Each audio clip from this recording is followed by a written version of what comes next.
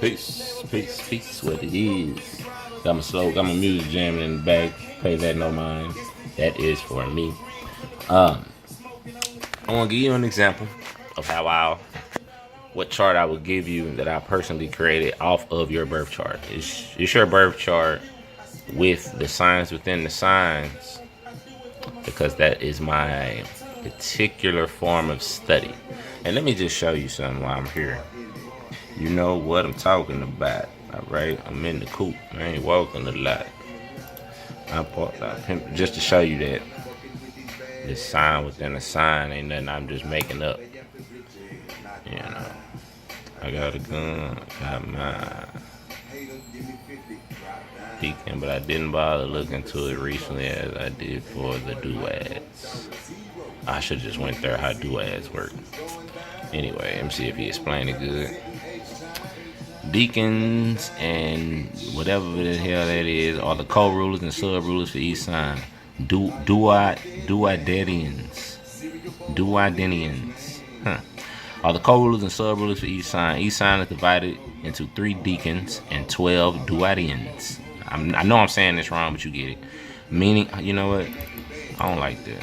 I'm one of these types. And the kid one deep, and I'm saying red, and at the same time. Yeah, okay, let's see what this says. Oh, hold on. I forgot the music. I assume the music gonna play. Y'all tell I'm not duodenary. Duodenary.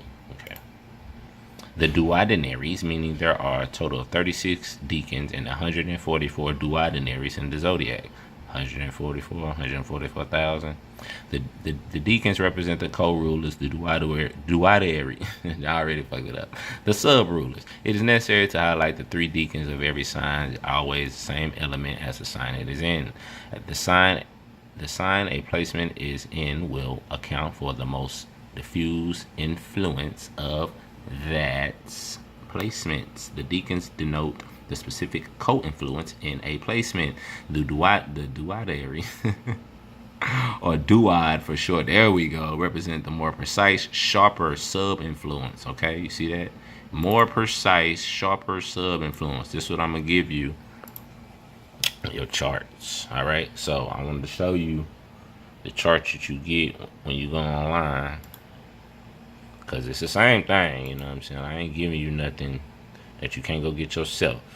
I always say that so you understand when I ask for a donation for doing it for you.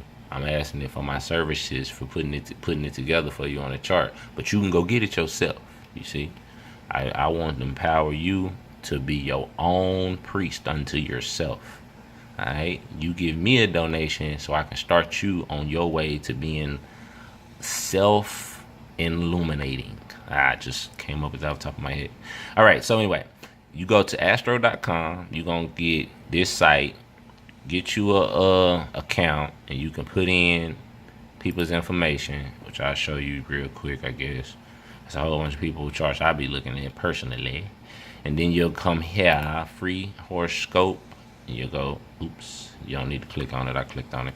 Extended chart selection, or you can just go natal chart ascendant.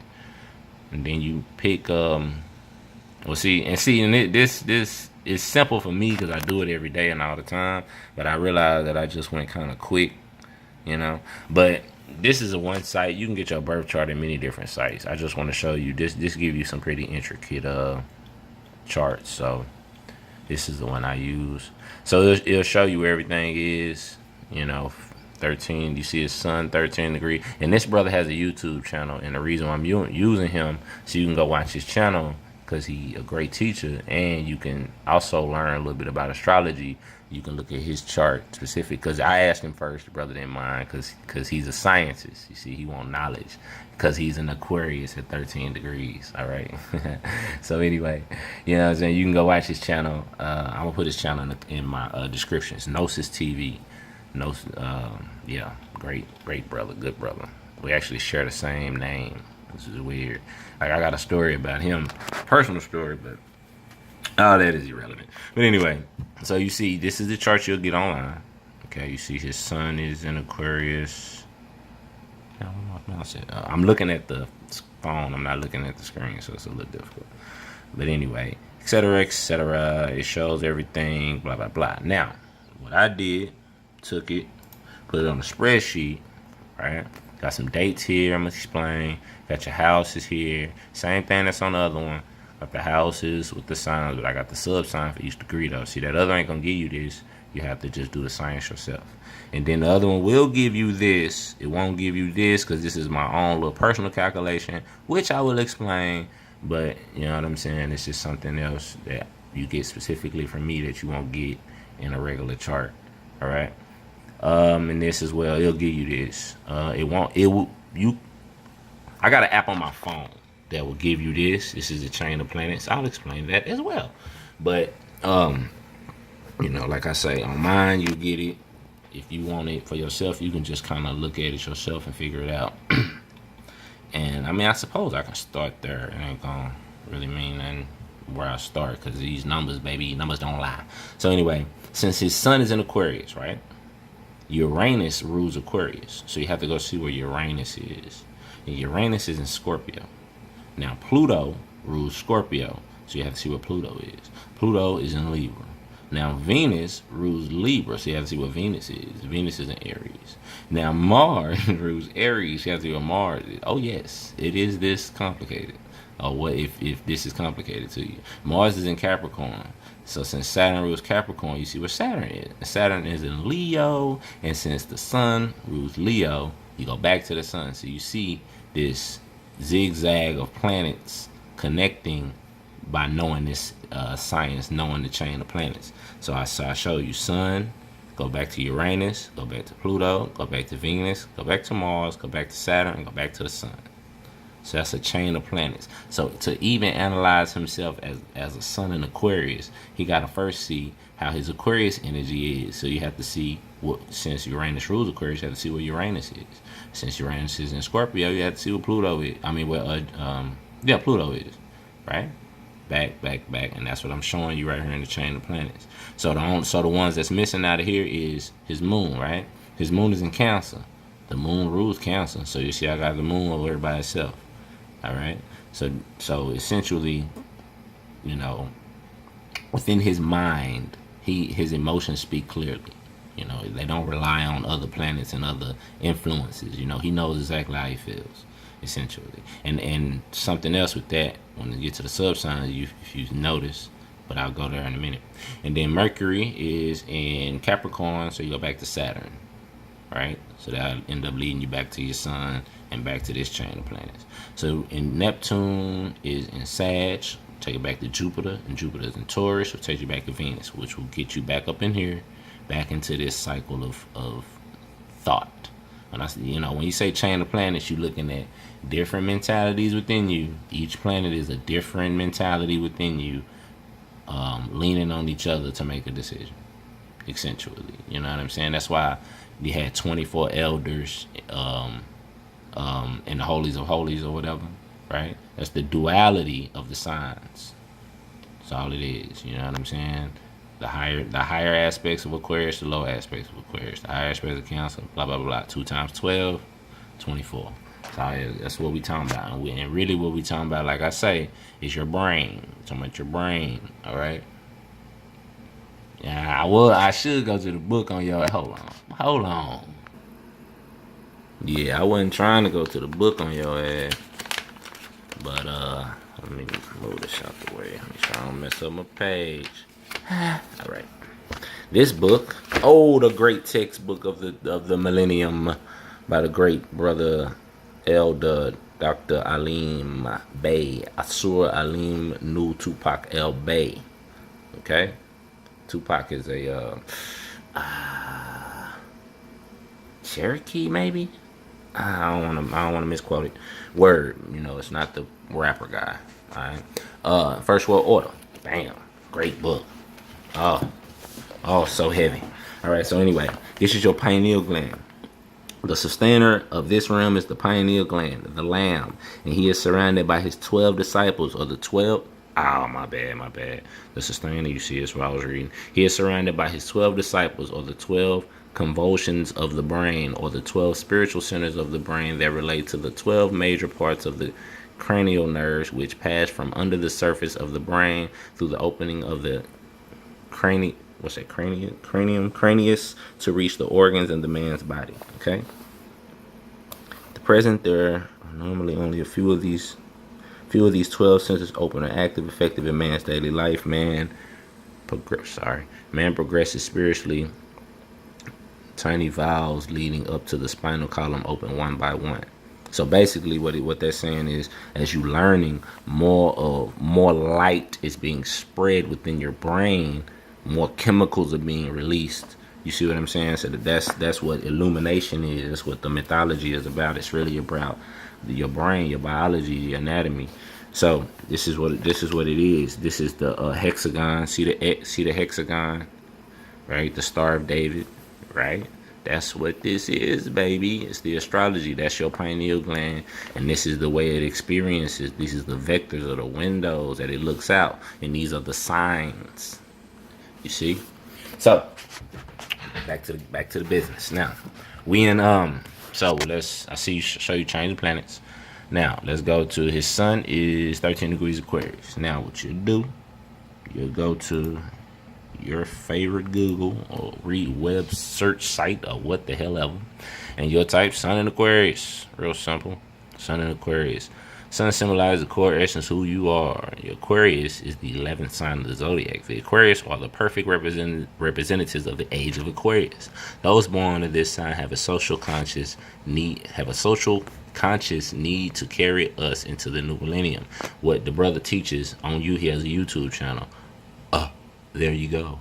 These folks are humanitarian, philanthropic, and keenly interested in making the world a better place. That's all he teaches is knowledge of self. I mean, come on now. That's uplifting fallen humanity. That's Moorish. And I'm going to show you his Moorish connection that you won't know if you don't know the numbers. Okay, so moon is in Cancer, right? Bam. All right, Cancer moon sign people. The moon is in the rulership. The moon is in its rulership in the sign of Cancer. So this is where it can express itself to the best and fullest. Moon in Cancer natives are deeply emotional and very sensitive. They have psychic abilities and can read others very easily. So you see his moon is in Cancer. You know, if you watch his videos, you'll see the brother get passionate when he teaches. Excuse me. All right, now this is his Moorish connection.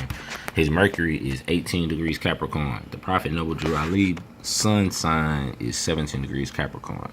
So that's in the same duad of Capricorn, same subsign. All right, and we'll go to those in a second. Let's get these real quick. Mercury in Capricorn.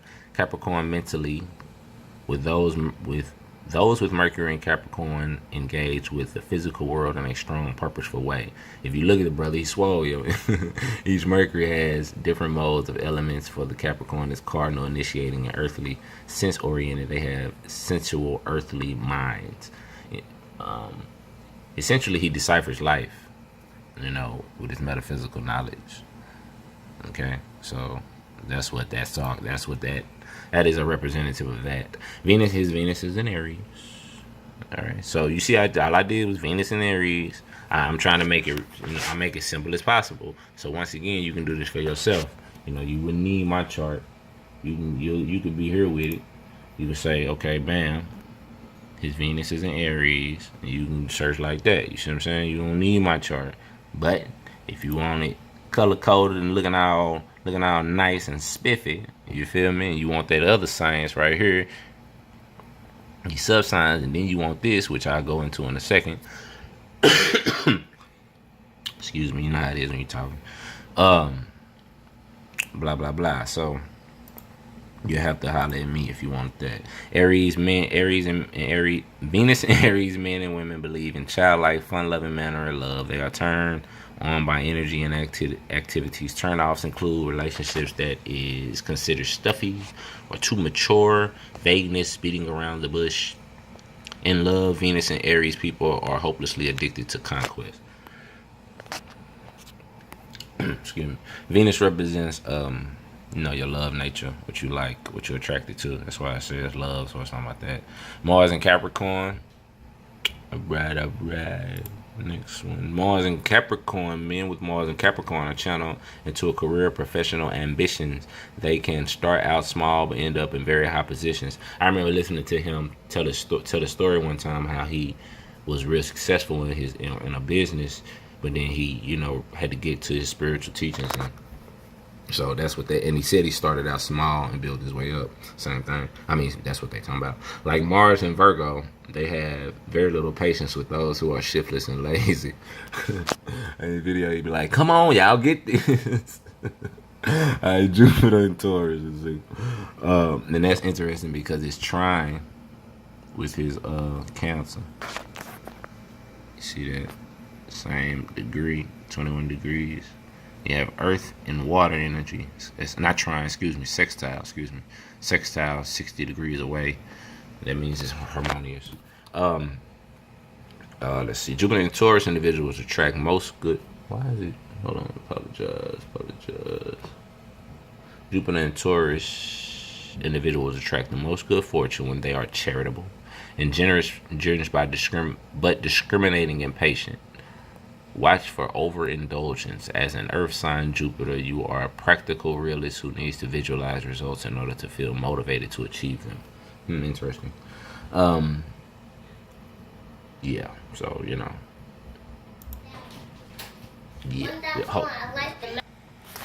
Sun came in and interrupted. Apologies. Saturn is the planet that says no but means yes. Saturn in Leo is considered challenging by rational astrologers, since Saturn is the original ruler of the opposite sign Aquarius, where its cool edge of reason fits so well. It is detriment in Leo, meaning at its weakest point, essentially. So you see his Saturn is exact opposite his sun. So I remember one time when I first looked at his chart, I said he may have issues with his father, and he was like, "Nah, I ain't no issues with my dad. He crazy motherfucker." I was like, okay. So I started thinking about it, and I remember I think in his book or either one of his lives or videos, and he was talking about his daddy was I believe a writer or something like that. I believe so. And basically I could tell by his tone he didn't feel as though he compared to his father. Right? You know what I mean? I mean, I'm giving my opinion as an astrologer. I didn't think that he felt as though he compared as his father. And the mission of the child is to become greater than his father. You see what I'm saying? So with his Saturn being opposite his sun, that may be restricting him or could be driving him to become great, but he'll still probably never feel as though he's better than his father. You know what I'm saying? He got that in the back of his mind. I believe. I mean, just my opinion. Okay, I ain't gonna go to the substance just yet. I'm gonna wait. But anyway, Uranus is in Scorpio. See what we at. See what we say. This is a powerful position for Uranus, as it is exalted in the sign Scorpio, meaning that Scorpio is Uranus' strongest, most creative sign, where it expresses energy in the highest, most positive form. I never knew that. See, that's why I love doing this, because I learn every day. So Uranus is in Scorpio, which is interesting for you specifically for the next 7 years, because Uranus just hit Taurus. So that's the exact opposite. So this is when they say midlife crisis for people. When the Uranus is opposite, it's a natal sign. So, be wary of your actions, I guess. But you conscious of yourself. So this happens for people who don't want to. I mean, people who don't know themselves. They go out and go buy a motorcycle or whatever, and cut their hair into a mohawk because they want to relive them older days. Because Uranus is Aquarius in itself is the child. The man pouring water, but it was the child, and it was Heru in Egyptian astrology or whatever. So what I'm saying is that it has that free loving nature, You see what I'm saying? That's what Aquarius and Uranus is about. But anyway, Neptune and Sagittarius, because I start getting off into some more shit like I will do. Neptune and Sagittarius, I didn't, had nothing popped up. Let me see real quick. Because these are generational planets. They take years. Neptune and Sagittarius is intuitive and may have psychic talents. They want experiences that expand their senses and spirits. They have potential to understand the meaning of life on a deeper level. At the same time, they may be challenged to develop sound judgment and be overly emotional or indecisive. So, that Neptune take like 12 years. So when you get to Uranus, Neptune, Pluto, Uranus takes 7. Neptune, I think, spent 12 years on the sign, 12 or 14. And then Pluto can end up taking like 20 years. Damn, I don't be on the damn thing, my bad. Pluto be taking like 20 years to go through a sign. 10 to 20 years. Pluto's kind of weird. So, these are generational planets. So this stuff is kind of, it affects more of the houses. So you really want to look up like Neptune in the first house. I'll show you that right now since I'm talking about it. Neptune first. You can put it with the sign too. Sometimes people have it straight broke down like that. Sometimes it's just gonna tell you house, but either way, still gonna get some info. Neptune in the first house. Let me see this whole thing by Neptune in the first house. I'm gonna read all this. See, when it's about you, you'll read it. You read about somebody else, you're like, I ain't gonna read it. When Neptune is located in the first house of a native, it is ethereal nature. Its ethereal nature opens the gates of the other realms, making the person very sensitive to everything around him. He uses osmosis for perceiving reality and is very strong receptor and antenna that can receive literally everything that is near his personal sphere or even not near. This is double-edged knife. This is a double-edged knife as it can give enormous ability, but also weakens his defense towards negative influence from his surroundings. Yeah, because Neptune rules Pisces, and Pisces is the sacrificial energy where you put yourself in other people's shoes. So when your Neptune is in your first house, that's why I said you can perceive everything around you, because you essentially associate everything with yourself. You see what I'm saying? Because self is the first house. And Neptune is in Sagittarius too, so that's your perspective. So yeah. Anyway, Pluto is in Libra. Let's see. See, it say Pluto in Libra generation 71 through 84, so it took 13 years. 13. Pluto Libra generation is on a mission to save the world through beauty, as that cat wrote. They do the committed thing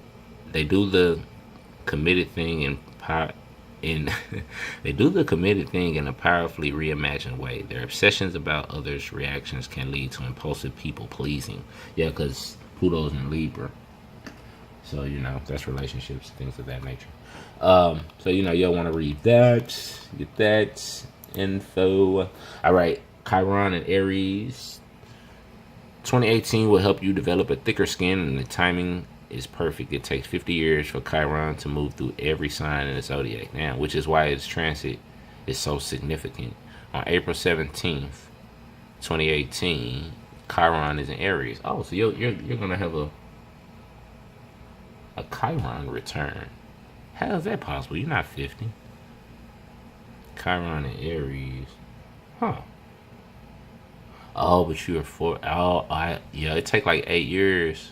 Okay, so your Chiron is 27 degrees Aries. It's gonna be a minute for it's 27 degrees. If it just hit, see, it said 50 years to go through the zodiac. So if you divide 50 by 12, you're gonna get what? 4. 4 and some change. So it take like 4.5 years to go through a sign. So in 4.5 years, you're gonna be like,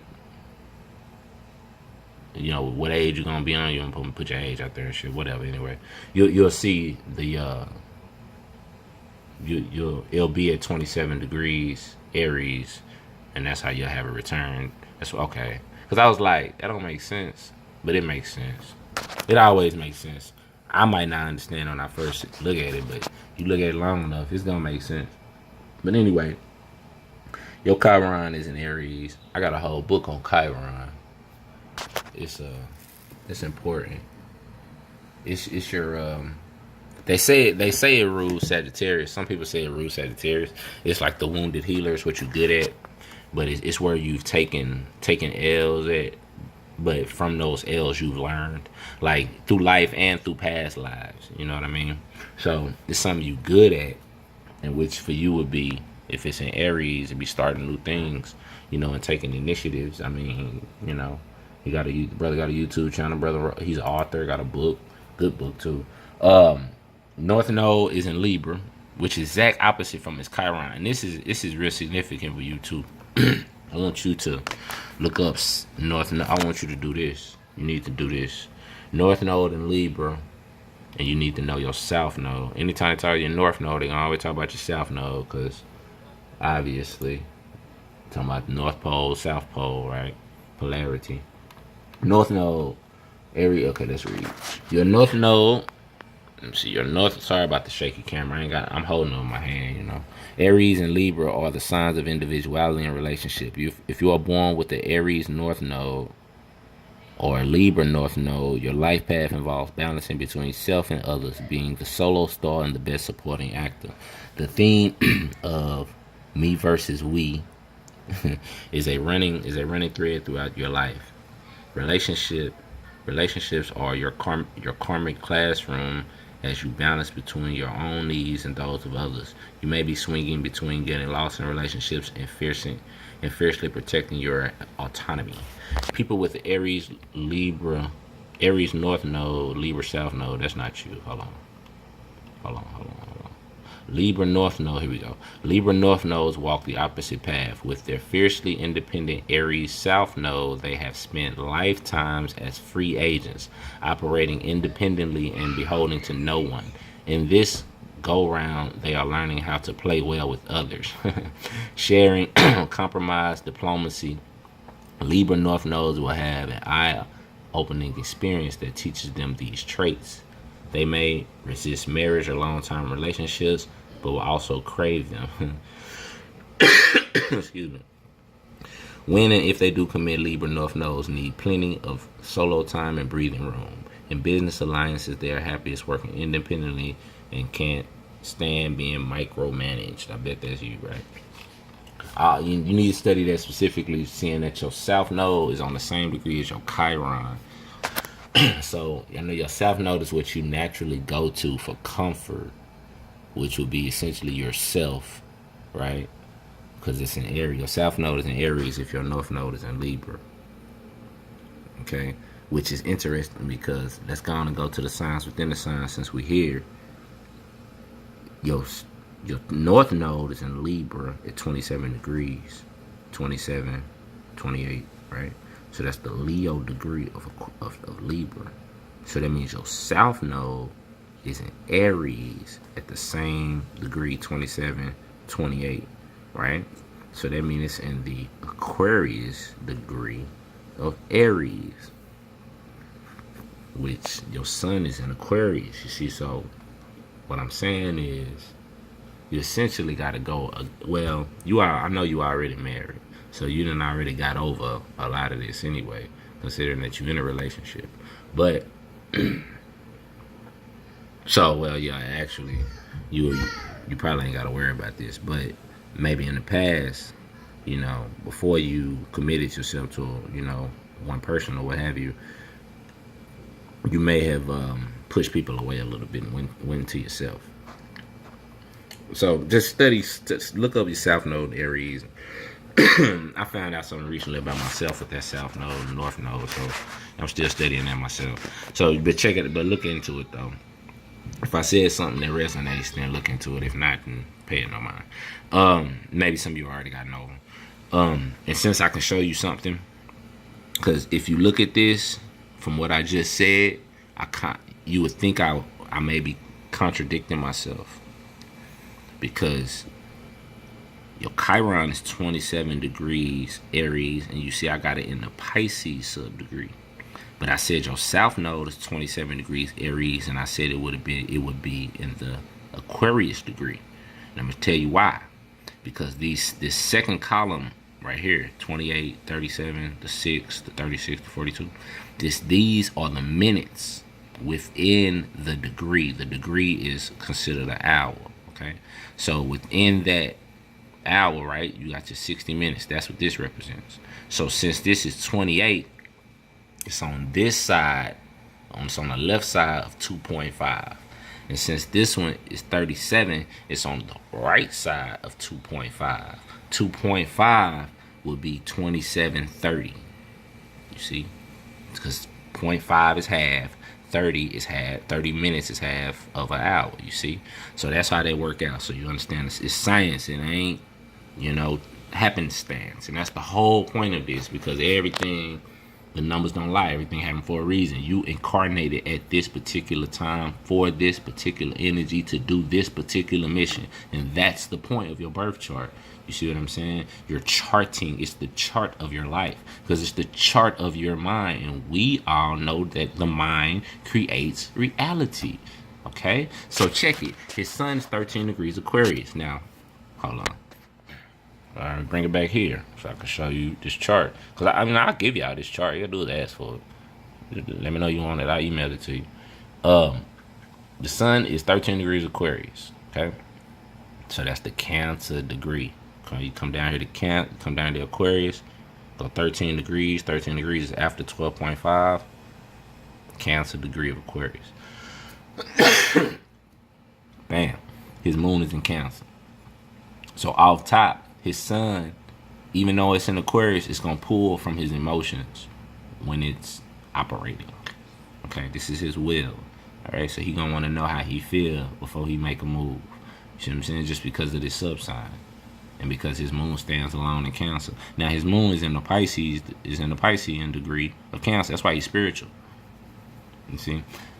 That's why, he can decipher. That's why he's a metaphysician. Okay, for him to be self-soothing, because your Cancer is how you self-soothe, he had to know something about the spiritual realm. And Christianity wasn't enough for him because he's an Aquarius. See? So he had to analyze his emotions, because that's where his subsign is. And Aquarius is about knowledge. And his Aquarius is ruled by, Aquarius is ruled by Uranus, which is in what? Scorpio. In the what? Pisces degree. Coincidence? No. It's because he needed to know the occult of the spiritual, of the beliefs, of the religion of the day. Pisces, that's why it came. Your Uranus is essentially the light of your pineal. You see what I'm saying? Your what's it called? Epiphany. Oh shit, that's Uranus. I hope I'm tapping Uranus right now. Goddamn it. Mercury is in Capricorn, right? 18 degrees. The Leo degree of Capricorn. That's why the brother he ain't afraid to stand up and speak about it, about himself. He done told a lot of his story. Leo is this proud lion. Don't give a fuck. It is what it is. He'll tell you the science. That's because that's Capricorn. Capricorn is the father energy. He'll tell you that.